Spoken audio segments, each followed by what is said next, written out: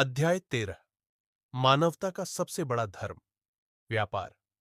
The greatest religion of all trade. कल्पना कीजिए, आप एक प्राचीन भारतीय बंदरगाह पर खड़े हैं। सामने समुद्र की लहरों पर सैकड़ों जहाज तैर रहे हैं। कुछ जहाज रोम से आए हैं, कुछ चीन से, कुछ अरब से। व्यापारी सोने चांदी से मसाले, हाथी दांत और रेशमी कपड़े खरीद रहे हैं। हर तरफ एक अजीब विश्वास फैला है।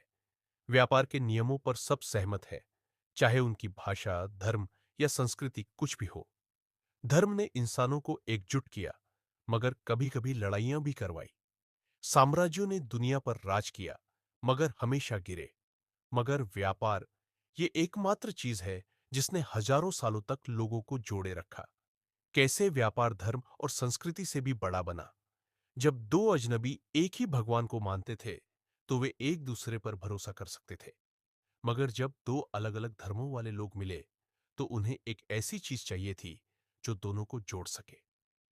यह चीज थी व्यापार। व्यापारी को इस बात से फर्क नहीं पड़ता था कि उसका ग्राहक हिंदू है, मुस्लिम है, यहूदी है या ईसाई। उसे सिर्फ इस बात की चिंता थी कि सामान का भुगतान सही समय पर होगा या नहीं। व्यापार के लिए कानून, बैंकिंग सिस्टम और वाणिज्यिक करार बनने लगे। यानी व्यापार पहली बार एक वैश्विक व्यवस्था बना जिस पर हर कोई भरोसा करता था। भारत।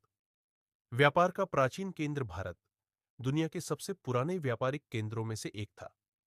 सिंधु घाटी सभ्यता 2600 से 1900 ईसा पूर्व, मोहनजोदड़ो और हड़प्पा के लोग मेसोपोटामिया, आज का इराक, तक व्यापार करते थे। उनके पास मृद भांड, मिट्टी के बर्तन, सूती कपड़े, आभूषण और धातु की वस्तुएं थीं। प्राचीन भारत का समुद्री व्यापार, भारतीय व्यापारी अरब, मिस्र, ग्रीस और रोम तक जाते थे। भारतीय मसाले, रेशम, हाथीदांत और हीरे बहुत प्रसिद्ध थे। अरब व्यापारी भारतीय अंकगणित और खगोल शास्त्र को यूरोप तक ले गए।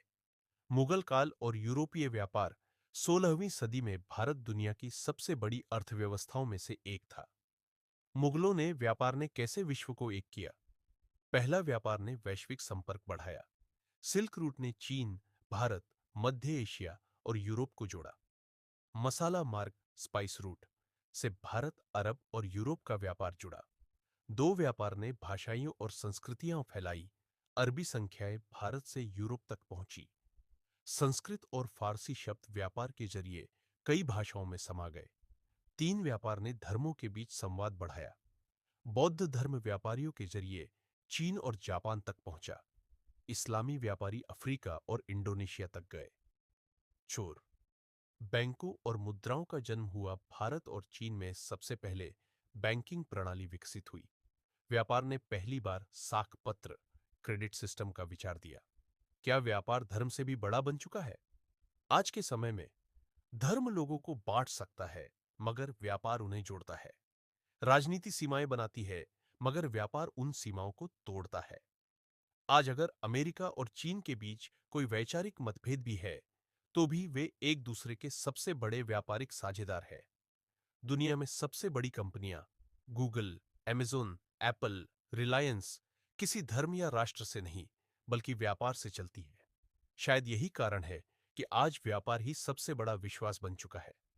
क्या व्यापार हमेशा रहेगा? लेकिन सवाल उठता है, क्या व्यापार हमेशा रहेगा? पहला, क्या भविष्य में व्यापार केवल डिजिटल होगा? क्रिप्टोकरेंसी, डिजिटल भुगतान और ऑनलाइन स्टोर्स ने व्यापार की दुनिया बदल दी है। दो, क्या व्यापार भविष्य में नैतिक रहेगा? आज कंपनियां केवल मुनाफे के लिए पर्यावरण को नष्ट कर रही है। श्रम शक्ति का शोषण और गैर बराबरी की समस्याएं बनी हुई है। तीन, क्या व्यापार नई सभ्यताओं को जन्म देगा?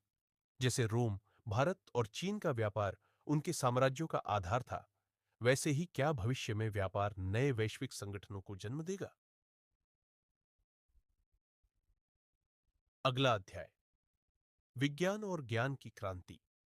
अब हम जानेंगे कि कैसे विज्ञान और तर्क ने व्यापार और धर्म से भी बड़ी क्रांति ला दी। कैसे वैज्ञानिक सोच ने पूरी मानव सभ्यता का भविष्य बदल दिया।